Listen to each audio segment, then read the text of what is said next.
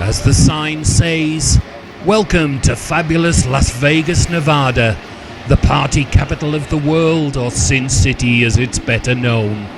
For decades, it's personified the true American dream. Hit by the global recession harder than almost anywhere else, now Vegas is fighting for its very existence. It's not just the credit crunch that is affecting the desert city's survival. By 2020, it could have run out of water. The credit crunch almost broke the bank in Vegas. Since it started, 3 hotel casinos have gone bust, although new buildings are rising from the old, such as the SLS on the site of the now closed Sahara Resort. Tourist numbers have been well down, though when you take a stroll along the strip in this good time capital, fighting your way through the crowds, it's hard to believe that so many hotels are in financial trouble. 15 of the world's 20 largest, glitziest hotels lie along the 4-mile Las Vegas Boulevard, more popularly known as the Strip. Tourists from all over the world converge here to gorge themselves in an orgy of excess. Since the credit crunch started, a visit to Las Vegas doesn't have to break the bank, with some of the top hotels offering rooms for as little as $20 per night. Almost all the hotels have their own casinos. In 2007, gambling revenue alone was $12 billion. Today, that's down almost 25%, and that hurts the big casinos. Yet, this city was built on gambling and the promise of hitting the jackpot. The first gambling dens opened in the 1930s, and gambling is still the main reason most visitors come to the city. I was slightly taken aback by how few punters were actually playing the slots and tables. Some casinos were almost like ghost towns. With 150,000 rooms on the Strip to be filled, hotels have had to use their imagination to pull the punters in. Most have spectacular headline shows, theatres, exhibitions, exhibits, or are themed amusement centres. We'll take a look around some of the best Vegas has to offer. The end of the Strip is marked with downtown Vegas, the original business and gambling area of the city. It seems a little dark and not very Vegas-like, but if you keep going, you'll soon see the light. To be more exact, 12 million lights, as this is how many power the vast ceiling screens of the Fremont Street experience. This enormous video screen is 1,500 feet long, the size of 5 football fields, and 90 feet above your head.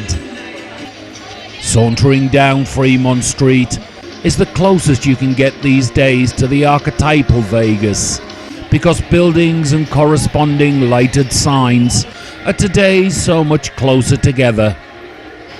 Nestling at the northern end of the Strip are a cluster of wedding chapels that have played a big part in making Vegas what it is today. These little chapels, some little more than a gazebo, others as fake and fabulous as a film set, stand firmly together as a piece of old-school Vegas.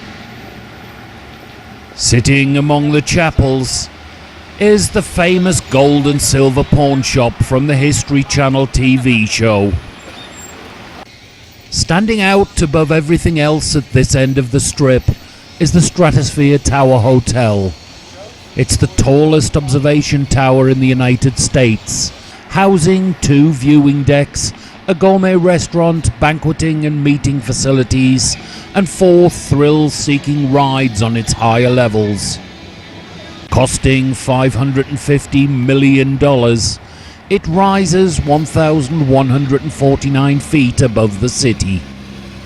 It is the tallest building west of the Mississippi, and is taller than the Seattle Space Needle, the Tokyo Tower and the Eiffel Tower.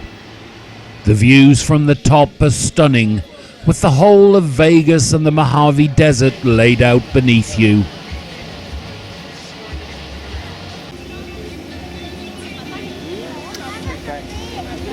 A further short elevator trip takes you up to the rides level. Here there are 4 of the craziest rides ever: Insanity, X-Screen, Big Shot and Sky Jump.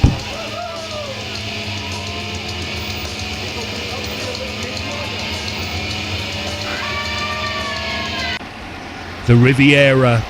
This is the age of the Rat Pack and Elvis, of Hollywood, showgirls and neon. No themes here, but with 4 theatres showing different popular shows nightly.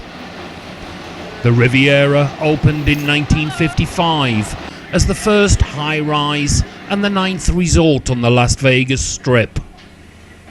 The Riviera is one of the oldest and most famous casino resorts in Las Vegas. It has starred in many films, including the original Ocean's 11, Casino, and Austin Powers' International Man of Mystery. It is comparatively small by Vegas standards, with only 2,100 rooms. Directly opposite, over Las Vegas Boulevard, lies the first of the themed resorts, Circus. Opened in 1968, this MGM-run 3,800-room resort is, as the name suggests, set out as a circus. It was the first hotel to bring entertainment to the people of all ages. This entertainment is set out in 3 main areas: the Carnival Midway, a fantasy land of funfair games and rides; the world's largest permanent circus tent, showing free circus performances every hour; and the Adventure Dome, the country's largest indoor theme park. This Grand Canyon-styled venue offers 19 attractions for children of all ages, under its 5-acre glass roof, built at a cost of $100 million.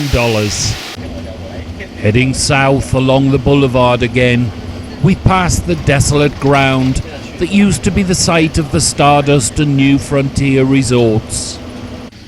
Rising out of this flatness is the opulent Trump Tower, for no other reason than to show the neighbours just how much money he has.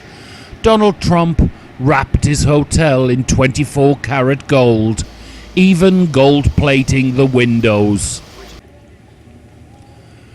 Close by is the fashion show shopping mall, with its distinctive cloud roof.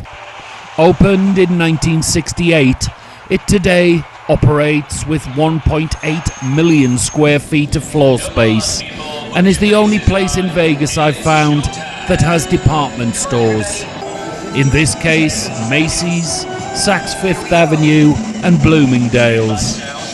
Uniquely, on weekends, a catwalk rises from the floor to allow fashion shows to take place.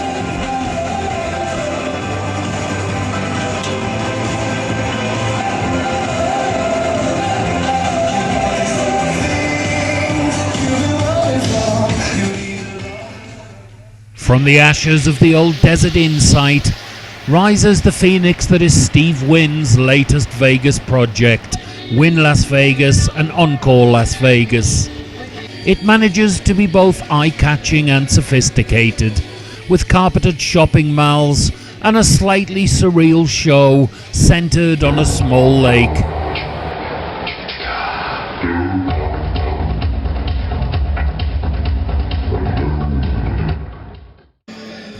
It even has an 18-hole golf course, as you would expect, with a cost of $2.7 billion to build. For real style and sophistication, Mr. Wynn should have looked no further than the hotel next door, the Palazzo. The Palazzo Resort opened in 2009. It's one of only a few all-suite hotels on the Strip. All 3,067 rooms have separate lounge, bedrooms, bathroom and a kitchen. The lobby greets you with 3 Lalique-style statues. The hotel's main selling point is the shops at the Palazzo area, which takes designer shopping to a whole new level, with carpets and animated displays and even a waterfall. The Palazzo is sister to the Venetian hotel next door. Opposite the Palazzo sits Treasure Island at the Mirage, known locally as the TI. Here you can step into the world of Robert Louis Stevenson's famous novel Treasure Island. Originally the hotel was to be pirate themed and to be family and child friendly. In 2003, the hotel largely abandoned its pirate theme for a more contemporary resort with a focus on adult amenities and services, although there is still a nightly free pirate show in front of the hotel. The first of the mega hotels we come to is the Italian-themed Venetian, probably the most beautiful of the Strip hotels. Costing $1.5 billion, this all-suite hotel stands on the site where the Sands Hotel and Casino, a Las Vegas institution and home of the famed Rat Pack, once stood. The implosion of the old Sands to clear way for the Venetian was used as the crash landing site in the movie Con Air. The Venetian replicates Venice's Bell Tower, St. Mark's Square, the Rialto Bridge and the Grand Canals, complete with gondolas. The Grand Canal shops are a tourist attraction in their own right. The hotel is the largest 5-star complex in the world, with 4,049 suites, 4,059 hotel rooms and a 120,000 square foot casino. The next mega hotel is the MGM Mirage. This monster of a resort is French Polynesian themed. A Polynesian paradise of lush gardens under a 90-foot glass enclosed atrium greets visitors. What draws the crowds from the Strip, though, is the free hourly volcano show in front of the hotel. Once drawn in, you can see the dolphin habitat and the secret garden, with white tigers, lions and leopards, which was formed by illusionists Siegfried and Roy, who formerly headlined at the hotel, until one of the white tigers attacked Roy, ending their careers. One of the most famous Vegas hotel names is Caesars Palace. The theme this time is Greco-Roman, and this classy but absolutely massive hotel is graced by spectacular fountains, 3 casinos, numerous restaurants and a health spa. There is an old adage, all roads lead to Rome. If the pedestrian traffic in the Roman-themed forum shops is any indication, it is indeed true. The complex welcomes an average 50,000 visitors daily. You enter via the world's only circular escalator. Here you'll find architecture representing Roman design from 300 BC to 1700 AD. More than 150 outlets offer unique shopping and an artificial sky that completes the 24-hour cycle from day to night each hour. Another of the most famous names on the Strip is the Bellagio, inspired by the village of Bellagio on the shores of Italy's Lake Como. It sits back from the Strip, separated by an 8-acre lake holding almost 20 million gallons of water. The lake is definitely the focal point for most visitors, with its free musical fountain show taking place every 15 minutes. Though the fountains are spectacular, there is more to Bellagio than just the fountains. The atrium and conservatories have become tourist attractions for their spectacular flower displays.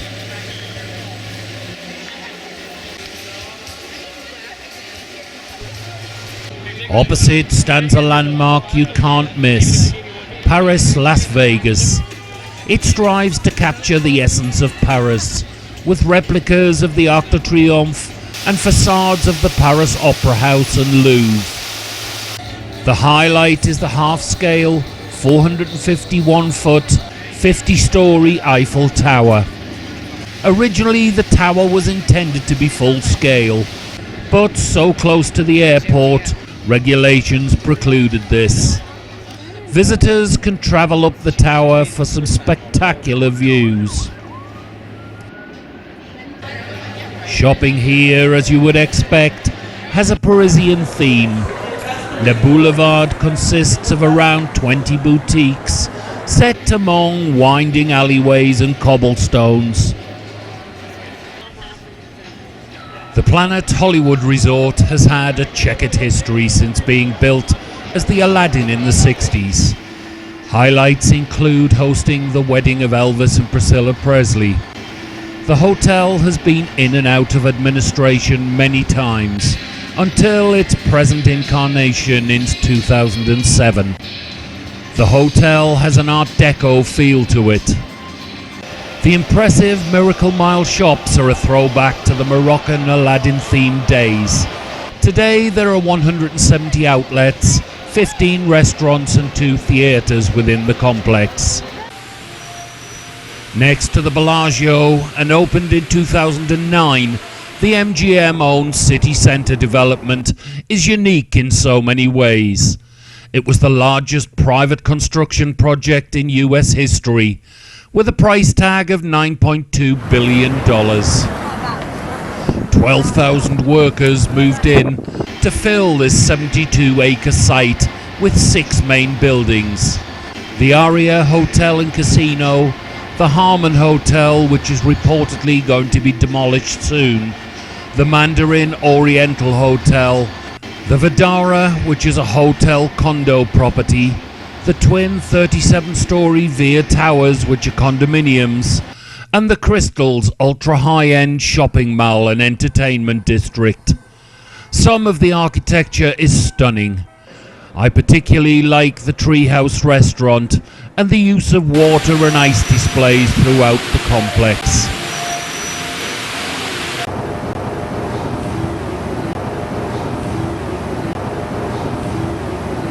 My favourite being the Lamina Fountains outside the Aria. Shopping at the Crystals is not for the faint-hearted. Millionaires and big winners in the casinos only, I fear.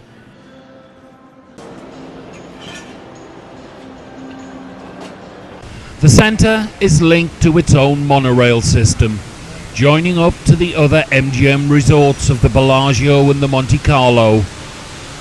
This is only one of 3 monorail systems serving Las Vegas. The second runs from the Excalibur to the Luxor and Mandalay Bay hotels. The main system runs for 3.9 miles from the MGM Grand to the Sahara station, with 7 stops. It'll really take off when the proposed airport terminals are opened. Unusually for Vegas, there is a section of the Strip without massive hotels. It sits between the Planet Hollywood and the MGM Grand, and comprises retail and food outlets. At the Harley-Davidson Cafe, I'm guessing people don't come here for the quality of the food. They come because it's motorcycle mania.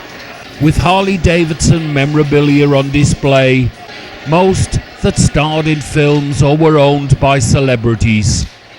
You can't miss a 28-foot high Harley coming out of the front of the building, and an American flag made of a staggering 44,000 chain links. Moving along this part of the Strip, You can be surrounded by dozens of Vegas's dressing up nuts, trying to make a buck out of tourists for a photo, before passing the impressive giant Coke bottle entrance to Coca-Cola World. The massive guitar on the front of the Hard Rock Cafe is unmissable. And then there is M&M World. I can't understand how there can be a full-floor shop dedicated to a candy-covered peanut or ball of chocolate. I must admit, you can't knock the enthusiasm of the people who work there. But who really buys an M&M suitcase or a $300 M&M leather jacket? They do have some great ideas though, like being able to print your own message on each M&M. The MGM Grand is grand in every sense, with a 16,000 seat auditorium for its headline acts, currently hosting illusionist David Copperfield. Its penthouse suites go for a cool $40,000 a night. When the MGM opened in 1993, it was the largest hotel in the world and is still pretty impressive today. One of its main attractions today is the Rainforest Cafe, surrounding you with animatronic animals and even a thunderstorm.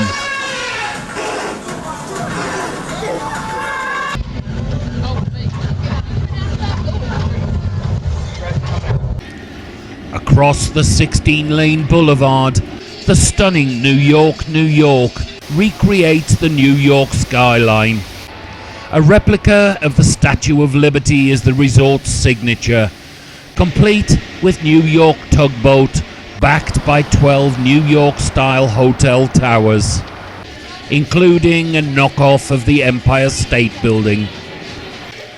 The retail area is crammed with New York-style delis and sandwich bars built into New York tenement buildings.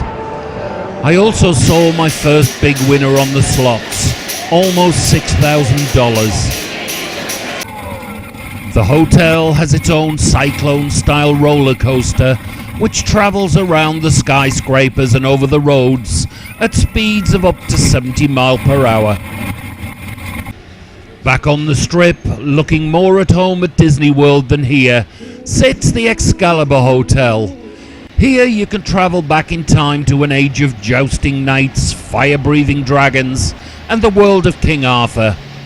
The lower level of the hotel features carnival games and 2 motion sensor rides. In the showroom, a medieval arena, you can watch and cheer during the twice nightly show, the Tournament of Kings. Surely the most iconic of the Vegas hotels, the Luxor, stands out. This 30-story pyramid-shaped hotel is Egyptian-themed, with fabulous reproductions of artifacts from the Egyptian city of Luxor and the Karnak Temple. However, the hotel is partly moving away from its Egyptian image to become something altogether more contemporary. You enter beneath a massive sphinx, past a lavish outdoor fountain, and are transported to your room by an elevator that travels up the interior slope of the pyramid at a 39-degree angle. The world's most powerful beam of light pierces the sky from the top of the pyramid. The last of the large hotels on the Strip is the Mandalay Bay. This 43-story resort features a 10-acre tropical lagoon with a sand and surf beach, a river ride, and the magnificent Shark Reef. It's not your usual run-of-the-mill fish tank. This one holds 1.6 million gallons of seawater with over 100 different species. The Strip ends with the famous Welcome to Las Vegas sign. For more than 50 years, this icon has greeted visitors on their arrival to the city. The 8-pointed star features 7 silver dollars for each of the letters of welcome.